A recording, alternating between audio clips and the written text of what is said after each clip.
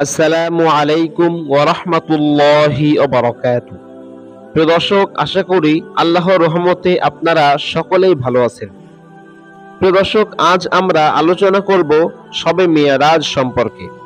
শবে মিরাজের নামাজ কত রাকাত, শবে মিরাজের রোজা কবে, শবে মিরাজ কত তারিখে হবে, এ সম্পর্কে আজকে আমরা আলোচনা করব ইনশাআল্লাহ। প্রিয় দর্শক, আমরা প্রথমে জেনে নেই শবে মিরাজ কি, শবে মিরাজ কাকে বলে। শবে মিরাজ মানে ঊর্ধ্ব গমনের রাত।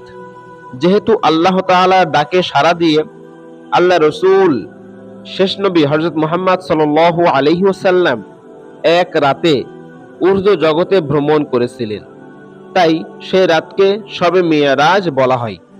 আরবি ভাষায় একে বলা হয় লাইলাতুল মিরাজ। শবে মিরাজকে কেন্দ্র করে আমাদের সমাজে বেশ কিছু প্রচলন সহ বিশেষ নামাজ ও রোজা রাখার প্রথাও প্রচলিত রয়েছে। এ সম্পর্কে ইসলাম কি বলে সেটাই আজকে আমরা জানবো ইনশাআল্লাহ। তো দর্শক, এবার আমরা জানবো শবে মিরাজের গুরুত্ব ও ফজিলত। মিরাজ কোরআন, হাদিস ও ইজমায়ে উম্মাত এর অকাট্য দলিলের মাধ্যমে প্রমাণিত। এই রাতের গুরুত্ব ও ফজিলত নিয়ে কোনো মুসলমানের সন্দেহ নেই।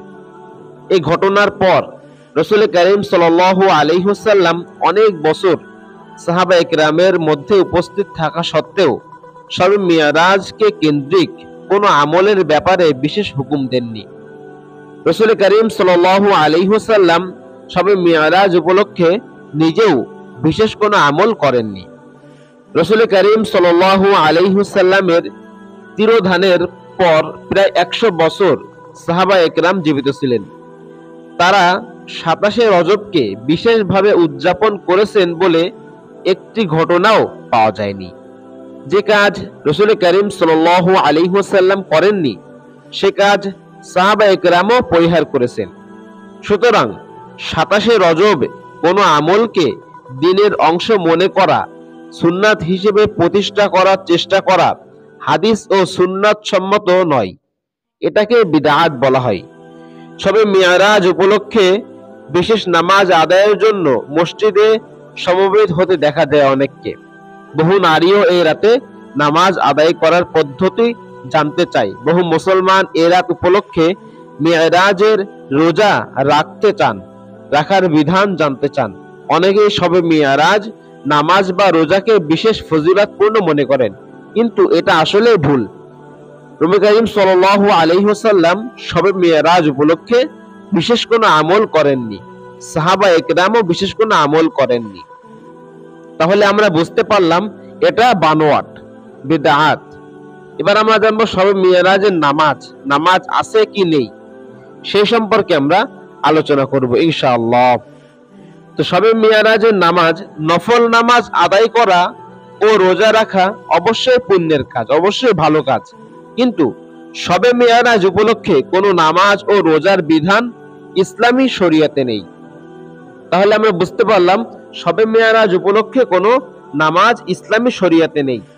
এবার আমরা জানবো শবে মিরাজের করণীয় ও বর্জনীয় কি। শবে মিরাজ উপলক্ষে সুনির্দিষ্ট কোনো নামাজ আল্লাহ রসুল সাল্লাল্লাহু আলাইহি ওয়াসাল্লাম হাদিসের মাধ্যমে অথবা সাহাবীদের আমলের মাধ্যমে অথবা তাবেঈনদের আমলের মাধ্যমে সাব্যস্ত হয়নি। এ রাতের কোনো ইবাদত আল্লাহর রসুলের কোনো হাদিসের মধ্যে সাব্যস্ত হয়নি। শবে মিরাজ একটি কোরআনিক মহাসত্য। এটি ইসলামের ইতিহাসে একটি অবিস্মরণীয় ঘটনা। নবী করিম সাল্লাল্লাহু আলাইহি ওয়াসাল্লামের জীবনের অনন্য গৌরব ও শ্রেষ্ঠত্ব। এর বিশেষ কোনো আমল, রোজা বা ইবাদত নির্ধারিতভাবে শরীয়তে সাব্যস্ত নেই। মুমিনগণ নিজ পছন্দ অনুযায়ী যে কোনো ইবাদত, বন্দেগী ও নেক আমল করতে পারে। শবে মিরাজ উপলক্ষে নফল রোজা রাখার কোনো বর্ণনা কোরআন হাদিসের কোথাও নেই। আল্লাহ রসুল সাল্লাল্লাহু আলাইহি ওয়াসাল্লাম ও তার অনুসারীরা এই দিনে বিশেষভাবে কোনো রোজা রেখেছেন এমন কোনো বর্ণনা ইতিহাসে খুঁজে পাওয়া যায় না। তাই এই দিনে শবে মিরাজ উপলক্ষে রোজা রাখা কোনো ইবাদত হিসেবে গণ্য হবে না। প্রিয় দর্শক, আজকে আমরা এই ভিডিওর মাধ্যম দিয়ে জানতে পারলাম শবে মিরাজ কত তারিখে, শবে মিরাজের কোনো আমল আছে কি নেই, রোজা রাখা যাবে কি যাবে না। তাহলে আজকের ভিডিওটি এই পর্যন্ত।